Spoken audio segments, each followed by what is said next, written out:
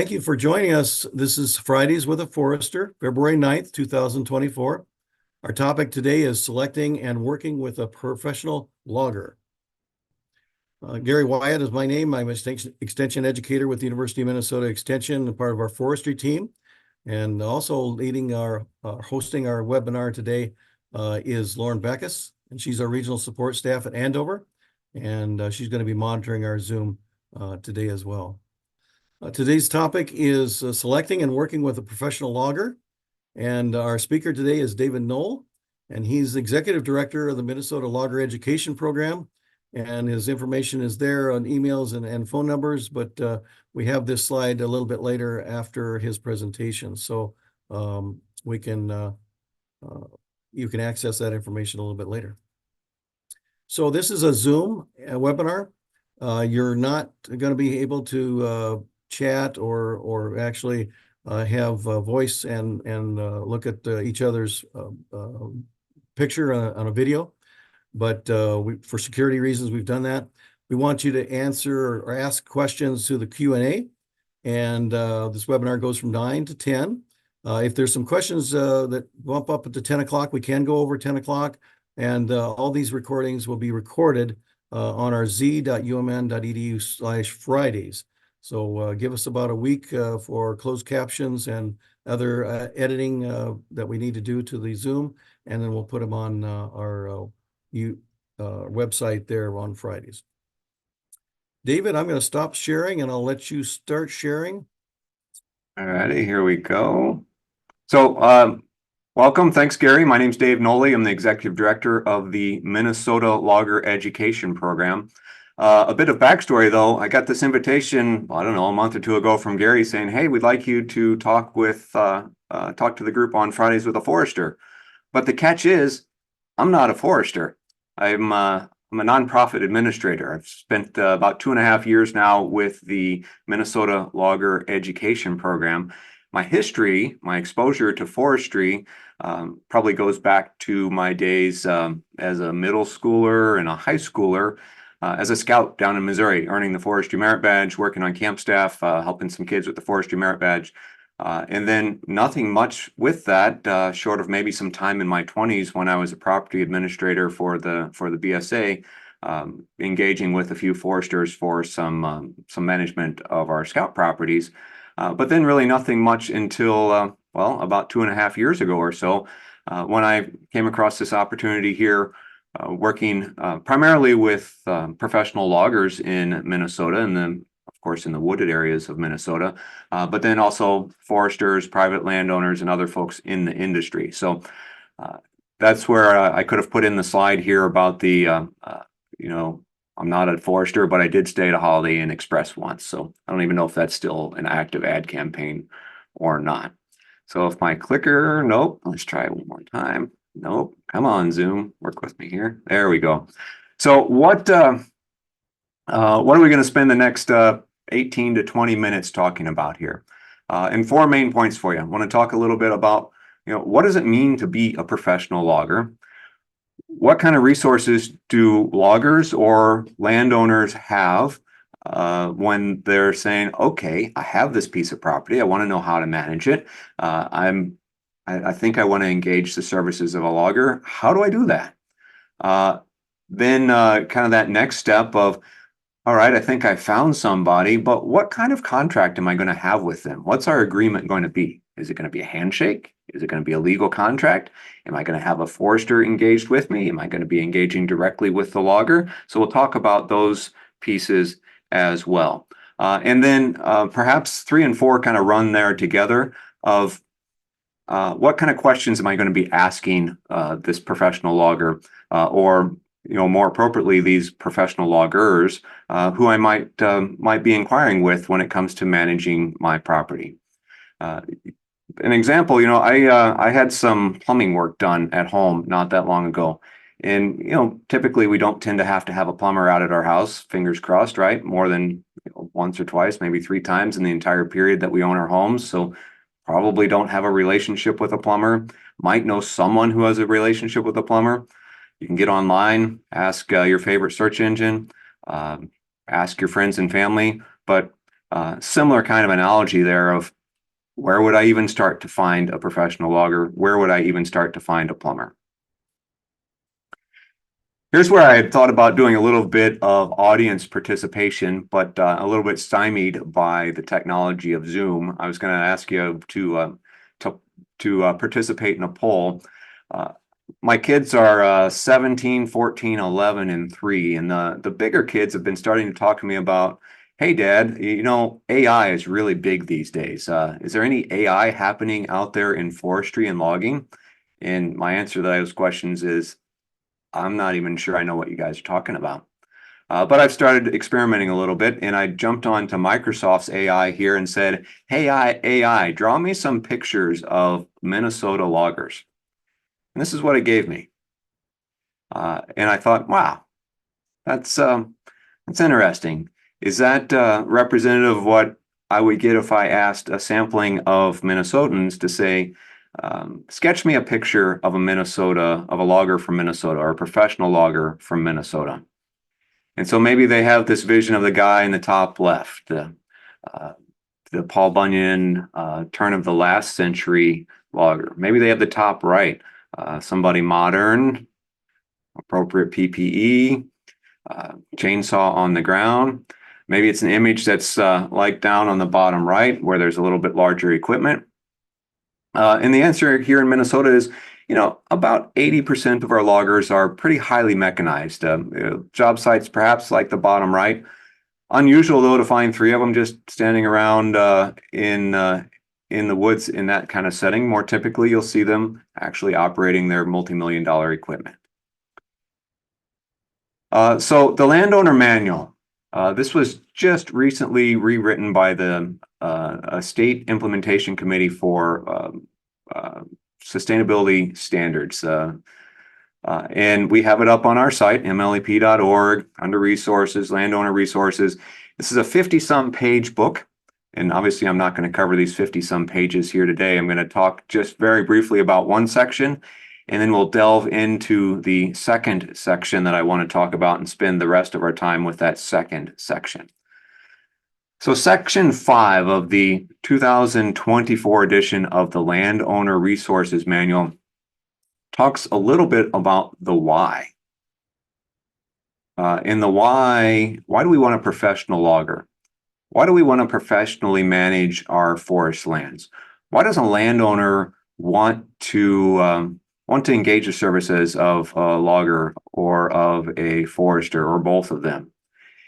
And 30-ish years ago or more now, society had a pretty hefty shift that resulted in professional certification standards being implemented, voluntary certification standards for consumers, the mills, the people who are making the paper and the wood and the forest products, professional certification standards and training and education standards for loggers, again, voluntary. But these gave the loggers and the mills, and then ultimately the consumers, a little bit of confidence that the work that was happening in our forest was done right, and not like we occasionally still see in here today, but certainly we're seeing 30 years ago, where in developing countries there was massive deforestation, and certainly by our standards, of course, inappropriate harvests going on. And there are a number of certification entities around the world, but Sustainable Forestry Initiative is one of the big ones that we teach to, if you will, to our loggers here in Minnesota. So I showed you those pictures of the AI generated loggers, and interspersed here throughout my presentation, I have a few more photographs. I found it interesting that the photo that I sent to Gary for my bio photo there at the beginning, it was actually pretty old. I went looking through my Google Photos thinking certainly I have something of me in the woods and something that looks forestry related. And the best I could come up with was my then 2-year-old, who is now 11. So what, a 9-year-old photograph that I sent of us out in the woods in a camp setting. But so think now of Minnesota's professional loggers. Do you think of a couple hundred primarily guys in flannel sitting in a hotel ballroom or a conference center, looking at bar graphs and hearing about latest changes and trends in the industry? And the answer to that is a pretty rhetorical no. That's probably not what first comes to your mind when you think of a professional logger. But an interesting anecdote that I learned pretty quickly here in this role is that Minnesota loggers participate in voluntary continuing education in order to meet those certifying entities and mills and consumers' expectations. They participate in more almost required continuing education than is required of attorneys in the state of Minnesota. Interesting little nugget that I stumbled across there. So now section 6 of that landowner's manual. I want to spend the rest of our time really talking about what might a landowner's objectives be and why would they be engaging a professional logger? And once they've engaged a professional logger, what are some best practices for making sure that that transaction, that relationship goes well for both the landowner and the logger? So here's some landowner objectives in no particular order. We know that a landowner might say, you know what, I need to do something to really meet my wildlife management goals for my parcel. They might be motivated by generating some income off of their property. They might have recreation goals in mind for engaging a professional logger. It might be for aesthetics. Maybe there was a weather event or a blowdown or a snowdown as we had in and around Sandstone, Pine, Carlton counties last winter that ideally is going to take some engagement of a professional logger, somebody who knows how to manage that land and has the tools and resources and experience to help the landowner. Although a landowner might be able to jump out there and take care of a few of the things on their own with their trusty chainsaw, they're most likely going to get the best results when they engage someone who does this professionally for a living. And that leads then, of course, into the forest health of why they might engage a professional logger. And there are other reasons, but we're not going to dig too far into those. So our professional loggers, the last screen of Minnesota loggers, they're sitting in a ballroom in Virginia. This photograph, we're out in Bacchus. They're mixed together with a few foresters and loggers and learning about capacity of equipment. They're learning about timber sale design, and they're having the opportunity to network with each other and build the relationship so that foresters and loggers can work together to meet the needs of the state as a whole, be it private landowners, public landowners, or other needs that might exist around the state. So you want to manage your land. You know you need to do something, but you don't really know what it is or how you're going to do it. Are you going to talk to a forester? Or are you going to talk to a logger? And the answers here are oftentimes, it depends, and it depends. Are you going to hire a plumber or a general contractor to deal with the scenario, the analogy that I gave you a little bit earlier? Are you going to engage an attorney or a legal aid site?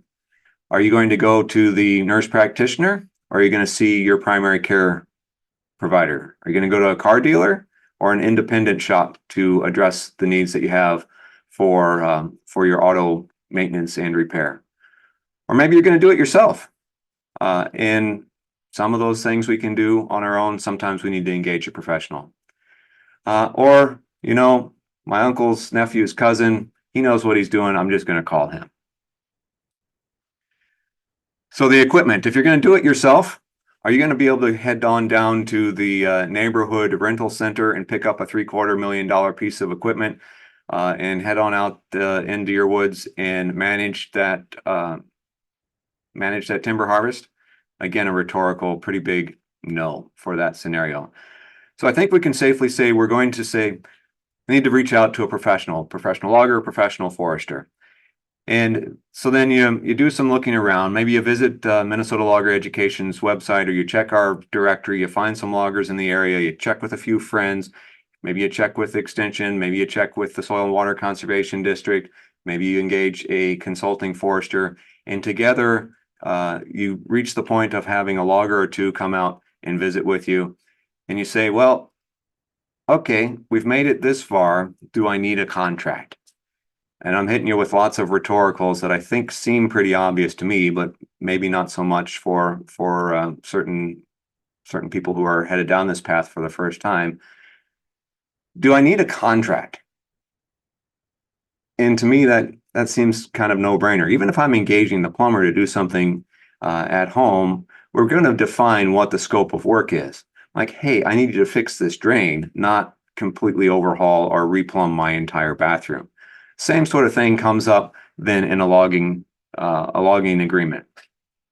And these are simple. They could be a page, maybe 2 pages, but it really outlines what you and what the logger's expectations are, and helps ensure that everybody's on the same page. It's going to tell you what you're selling them, what your prices are, agreed upon pricing and terms are, what kind of limitations that there might be. You might have certain areas that you don't want him to touch.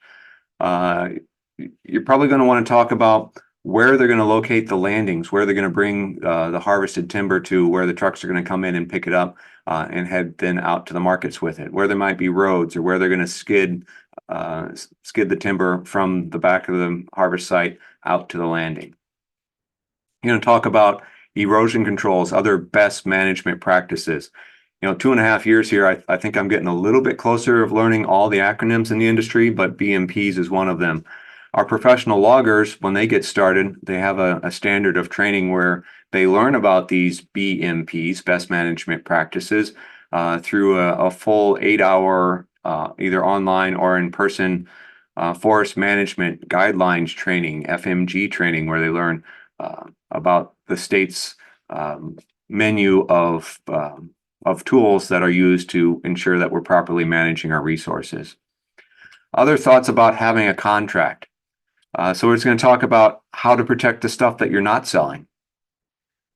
And you're gonna have that site visit with the logger, and if you have a forester, likely your forester will be there with you as you iron out the details of your timber sale contract.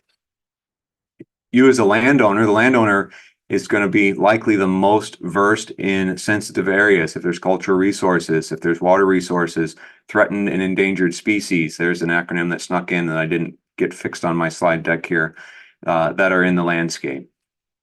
And then what happens if something goes wrong?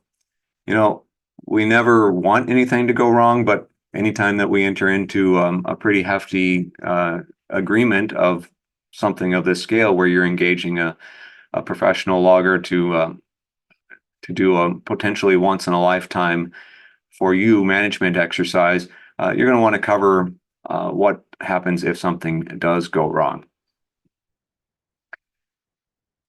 Oh, just one sample of some kinds of the scale of kinds of equipment that you'll see on your site. I think I mentioned earlier that about 80% of our loggers are highly mechanized with modern equipment, as you can see in the photograph here. There are smaller operators who will engage on smaller tracts, 20, 40 acre privately held tracts, who won't be using this scale of equipment. They may still be in the realm of hand felling, where they're out there with a chainsaw, maybe a cable skidder, harvesting that timber and getting it to market. That's getting to be, they're becoming a bit of a dying breed as the logging population ages, but there are still operators out there who will who have their niche and can help meet some of those private landowner needs with smaller parcels. So now let's actually go back a bit. I talked about the contract, but now let's talk about when you're engaging the logger. And this is kind of rapid fire here of the kinds of questions that you're going to ask. And you'll again see that these line up with my scenario earlier of like when you're picking a doctor or a plumber or a car dealer, of determining what kind of factors are going to play into if I select this logger. Maybe you're motivated by the guy who's offering you the best price. Maybe you're motivated by other factors. How long have they been around? How long has their crew been with them? Do they have the appropriate insurance in place? What kind of dollar limits are out there for these insurance? And there's lots of words on these slides, and not expecting you all to read through them. They're in the landowner manual that's up on our site. I'll share it for Gary to put it out there with the follow-up for the presentation as well. This is kind of David Letterman style. It's just I'm not going top 10 backwards. What kind of equipment do they use? What are their thoughts on how that equipment meets the needs of your harvest? In my short time with talking with loggers, typically they're not afraid to tell you that I'm not the right guy. I don't have the right equipment. Your sale's not big enough. I can't make any money with it. Those are some of the kinds of situations or feedback that you might receive from those loggers. And that's not necessarily negative, because many times they'll say, this isn't my niche. You need to talk to, and then they'll point you in the direction of one of their peers who is better suited, has an operation that's better suited for the kind of harvest that you have. Some of them are in the business world what they call vertically integrated. They take care of everything in the process. Some of them might use a subcontractor for different processes or different steps in the process, be it the trucking or the felling. And that's kind of like where we were talking earlier, where you have the forester. The forester could be also a part of the three-legged stool, if you will, of the triangle of who's involved in the decisions of the management of this piece of this parcel: the landowner, the logger, and the forester. Questions about, how many roads, what kind of skid trails are going to be going in, how are they going to build them? Are there better or worse times of the year for the harvest of the parcel that you're talking about? How are the trails and roads going to be closed back up after the sale is completed? What kind of tools are they going to use to identify sensitive areas, cultural resources or species, or there I spelt it out, exceptional conservation value items that might be on your parcel. Number 7, do they have a qualified logging professional on logging on every crew? And the qualified logging professional is the person who has completed that initial forest management guidelines training that I mentioned earlier, then has 6 hours of annual continuing education in a broad array of topics related to the logging industry. And then on top of that, they have another 12 hours over the period of 2 years of CPR, first aid, and logger safety training that they do. And those are things that helps differentiate and define what a qualified logging professional is relative to, somebody who says, I can do this, and heads to the woods and is, well, frankly, not educated and maybe not the best person for your harvest. The logger is going to want to be aware of and is going to want to make sure that you are aware of where your land boundaries are and what ifs of if there's land boundary disputes. So there's some conversations to be had if you're harvesting right up to your neighbor's property. With each sale, we're zoning in here on our top 10. What kind of guidelines do they typically implement? I mentioned earlier that the forest management guidelines are a menu and not a mandate. There are some guidelines that may or may not apply to your particular parcel. And because of the professional logger's experience, they're going to have a good idea about what factors to share with that professional or with that landowner about things that they're going to need to be looking out for on your forest. Good business practice here with engaging any professional: what kind of references, checking references. They'll be quite glad to share references of other landowners with whom they've worked, and they'll be glad to let you reach out to one of the mills or their markets and say, hey, this guy's been around for a while, he's good, has a good reputation. I can tell you that, I talked about my teens and tweens. If you're relying on the internet and Google and saying, show me a list of all the loggers in my county, and then if you're going to want to be able to find the reviews, like you're picking a restaurant to go to dinner, or if you're picking a motel along the highway and which one you want to stay in, you're not going to find a whole lot there. it's going to be fairly more old school, if you will, of word of mouth and reviews and references that you have from others who have done work with them in the past. And then a plug, of course, on my level. Are they a member of the Minnesota Logger Education Program? Seal of approval, if you will, that they and their peers all agree to live by a professional standard and set the expectation as a professional logger. We haven't heard of any, I haven't heard of any in my 2.5 years, instances of alleged theft of timber. There is a mechanism with the Minnesota Forest Resources Council for sharing concerns about a logging operation. Those are very rare. Once a year, once every other year, there's a concern that might be shared. The MFRC does a in-depth review of that process. We here at the Minnesota Logger Education Program get to then take what is learned from those processes and further educate our loggers to continue to maintain that high standard of professionalism in the logging industry. So our photos here, I'm getting progressively further and further into the woods, not into the weeds, but into the woods to demonstrate that our guys get out and spend a significant amount of time learning and growing their continuing education, despite having 2, 3, or 4 generations worth of experience in most logging operations. So that I saw a few questions popping over on the side here, but I haven't really been paying attention to them. That kind of ends my presentation point here. I mentioned that the logging population is aging. In my 2.5 years here, I've had this guy, that's Oliver. He's the guy who was on my shoulders a little bit earlier in that first photograph.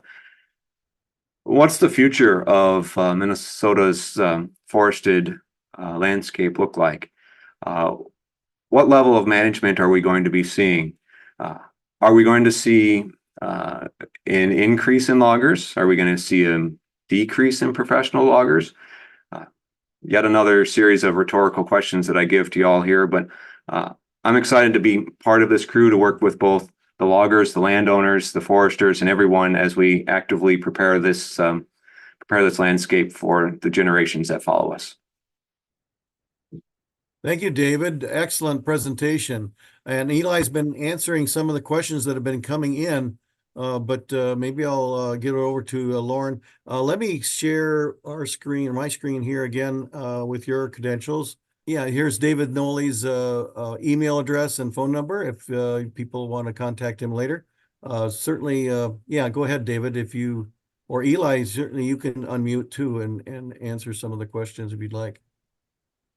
But Lauren can ask them if you need to. Yeah, there was one just comment. It said another landowner objective is fire-wise considerations. So just another note there.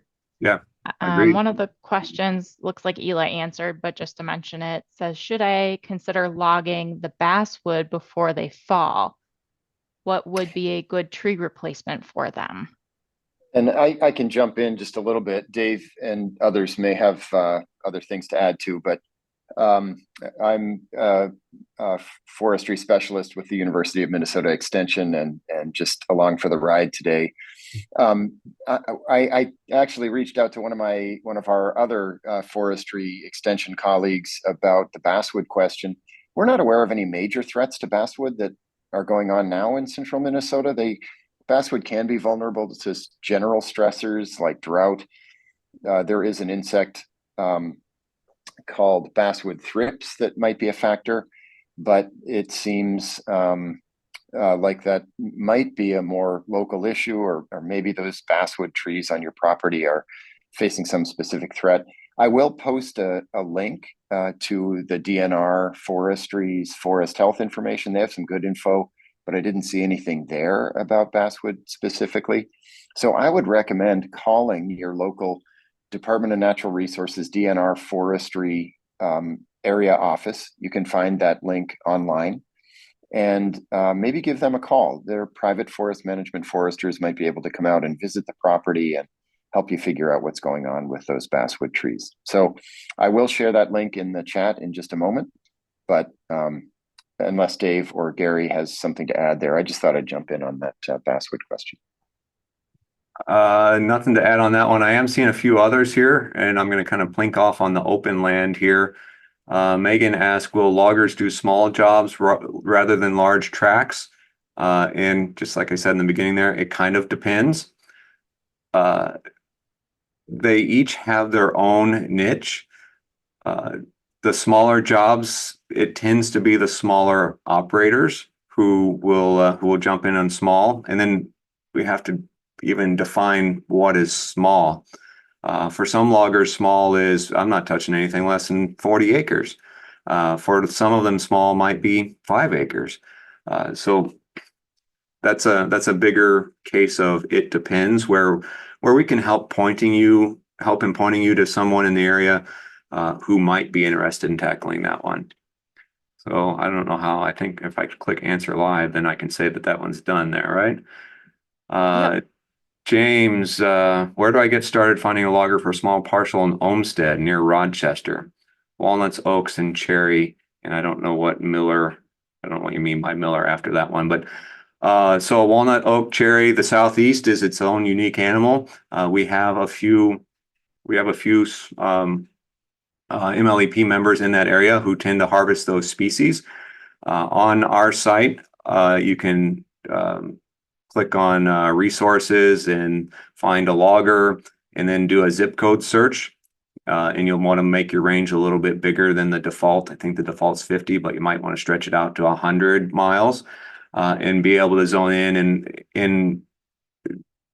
It's a little bit of a crapshoot there of picking one and he's going to say, nope, I don't do that sort of thing, but you need to call Bob. And you're like, oh, cool, I saw Bob's name on the list. And then you call Bob and you can head down that path. David, if I could add one more thing on that. There is a Minnesota DNR website on marketing and utilization, or utilization and marketing. If you do a Google search on that, they do have some directories of loggers and actually processors that really like black walnut or choice woods like that, and that will purchase them around the state. So they have a directory of some of that on their website too. Minnesota DNR utilization and marketing should be able to get to that website. And then if you scroll down to the website, there's 3 specialists that you can contact by email or by phone. Eli, I'm kind of plunking over the ones that are more in your turf here. Yeah, I'm kind of jumping in on the ones related to forest health or general things and leaving the logger ones for you, Dave. Sure. Kathy asked about clearing a house and surrounding homestead with a logger add value versus just having a bulldozer come in for the possibility of identifying any wood that may have lumber value. Approximately a 3-acre swath. Another, it depends, kind of depends on where you are. Maybe if you have some choice wood stuff in that area where we were just talking about on that last question, more likely there. A smaller 3-acre homestead clearing, gonna be tough to find somebody who is able to come in and be able to harvest anything that they can merchant and cover their time and equipment on. The cost of moving into a site, you need some scale in order for them to be able to cover their time and the cost of the move. Someone asked, do loggers, foresters clean up old fallen trees? Example, a few years after a windstorm blowdown. Yes, there's plenty of salvage operations that loggers are engaged in. It might end up not being what you were thinking, like they'd come in and then you'd watch 100-inch lengths of logs leaving on a truck. They might be leaving in the form of chips that get sent off to some sort of a bio market. But depending on scale, there's opportunity. I mentioned that snow down as opposed to the blowdown. The loggers who do specialize in that area in Carlton and Pine counties where that was, I've heard from them that they have enough salvage work for a couple of years there. So if you're in that territory and you're reaching out for those folks and trying to even get a call back, just know that they are indeed busy, and it might be a while before you hear back from them.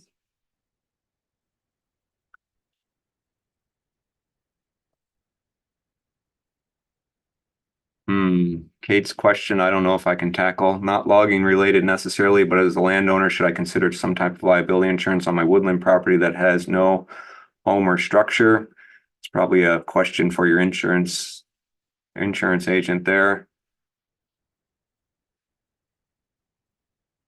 Gene Kramer asked about tribes included in considering forest stewardship. Absolutely. Good solid relationship with the various tribes across Minnesota between both loggers and they have the tribes have representation on the Minnesota Forest Resources Council. The tribes are actively managing their forest lands. So yeah, lots of tribal relations. Scott asked about ability to sell this wood. That's pretty big open question there, Scott, of and Eli's jumping in there.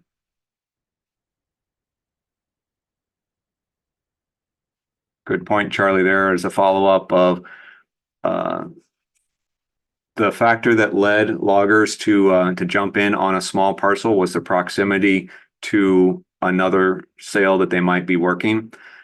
So as you're managing your forest land, you have some scale, or you have some time, I should say, so that if you see a DNR or a county tract coming up nearby, that's the time to start doing a little bit of investigation and try to figure out which logger might be doing that harvest.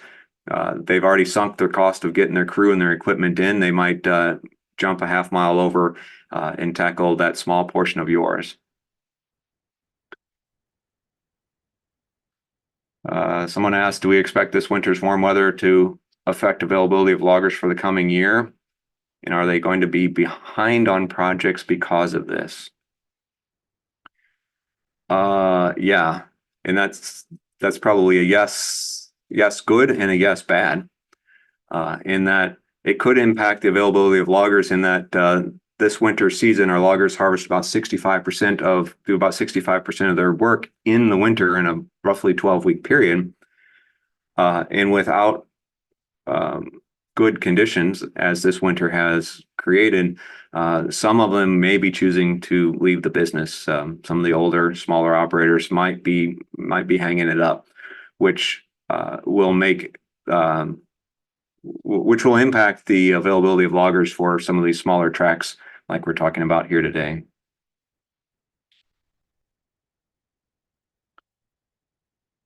Someone asked about, gives a scenario of the what ifs. We ended up in a tough situation where the logger didn't follow the contract, weren't present when it was done, so we weren't really able to address it until after the fact.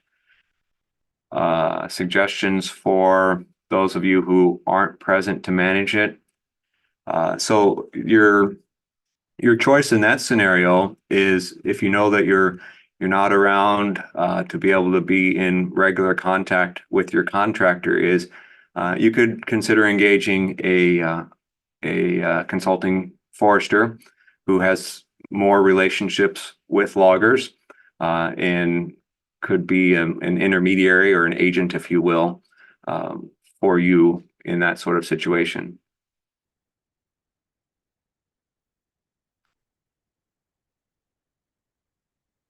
Don't know the answer to this one. 1099, who gets the 10? How does that one go? I missed the tax class, Eli, so maybe you can answer that one on the 1099. It's a good question. We did have a timber tax workshop up in the Cloquet area back in November, and we'll be having another one this coming November, a little ways off. That would be a good place to get an answer to that question. My guess is that it depends on the logger and the arrangement that you've made. So Dave talked a little bit earlier about arranging for a contract, and certainly questions about how payment will occur and what documentation might accompany that payment would be an important thing to talk about with a logger. I think beyond that, it's just going to depend on that arrangement, unless you have anything to add there, Dave. No, I'm curious. I just made myself a note to go grab the copy of the booklet that somebody hooked me up with and see if the answer's in there. But I don't know the answer right now.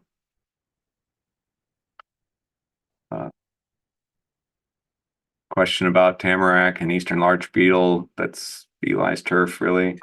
Yeah, I kind of jumped in a little bit. So there were a couple of questions there. And selling tamarack right now, again, the answer to all of these is kind of that depends, as Dave said earlier. But there's a lot of tamarack mortality, a lot of dead tamarack across the state as the result of eastern larch beetle, and milder conditions, longer growing seasons mean that those beetles are their populations are increasing faster than they have historically, which can be, in many cases, is overwhelming the tamarack. Normally, tamarack can fight them off, but populations are higher now than they have been historically. That means, and I'm sure many viewers have seen this across the landscape, there are many, many, many, many acres of dead tamarack. That means the supply of tamarack reaching mills is high. It's never been the most important commercial species. Markets have always been limited. And so prices are low with that high supply. And it's also hard for loggers to get out into wet forest systems like bogs where tamarack tends to grow because winters are shorter. Certainly we're seeing that obviously this winter. And so there are several headwinds in terms of moving tamarack.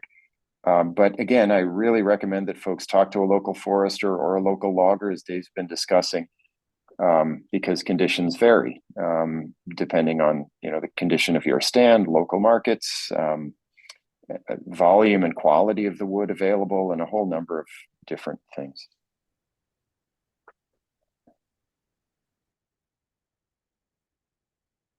Just got a few kind of hanging down here.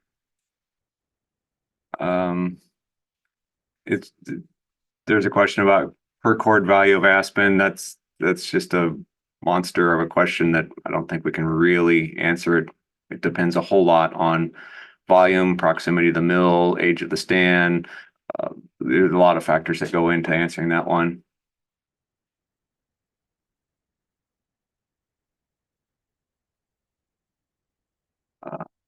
Best way to find smaller, minimally mechanized logger, balsam remediation primarily. So again, probably zip code search. We learned from our logger surveys that they like to keep a relatively tight geographic realm in which they work. Once they're traveling over that 100-mile mark, it gets really tough for them to stay in business, economically speaking. And we can, here at MLEP, we can kind of help point you. We have a little bit of data on the types of operation to help you find somebody that's a hand feller or perhaps a little bit hybrid between hand felling or might be running a smaller cohort of equipment. We have found that over the last couple of decades, the size of the mechanized equipment is even much, much larger. Barbara points out there's a whole section on the IRS on timber sales. Thank you.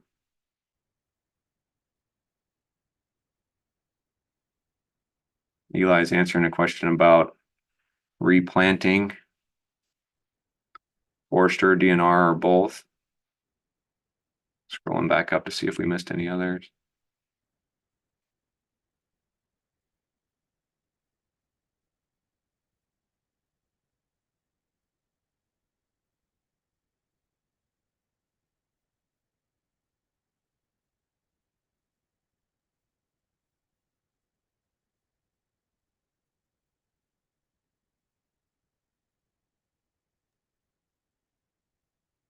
And on the screen is David Nolle's email address. Certainly you can email David. If you have further questions, Eli and Lauren and I also are available through Extension, University of Minnesota Extension. Our general website for Extension is extension.umn.edu. So if you haven't been to our website to look at some of the resources there, certainly advise you to do that.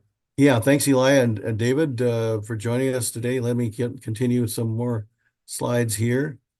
This is our other webinars that we're going to be hosting, February 16th, 23rd, and so forth. And those are on our websites. We've got a really good Zoom list of Zoom series that we do have Fridays with the Forester this year. As you leave today's webinar, you'll be asked to complete 4 questions. So if you can fill out those questions, you're anonymous, certainly, and we just like your feedback on today's webinar. All these webinars will be recorded on z.umn.edu/Fridays. So you can mention to your friends that if they missed today's webinar, and I did have some emails this morning that people can't make it, that you can access this probably in a week or two. We're going to add closed captions to this webinar series, and they'll be available at the Z-Link on Fridays. Thank you very much for joining us today. And thank you, David, again, and Eli for joining us, and Lauren for managing the webinar. Thank you for joining us, and we'll see you next week for the next series of Fridays with the Forester. Thank you.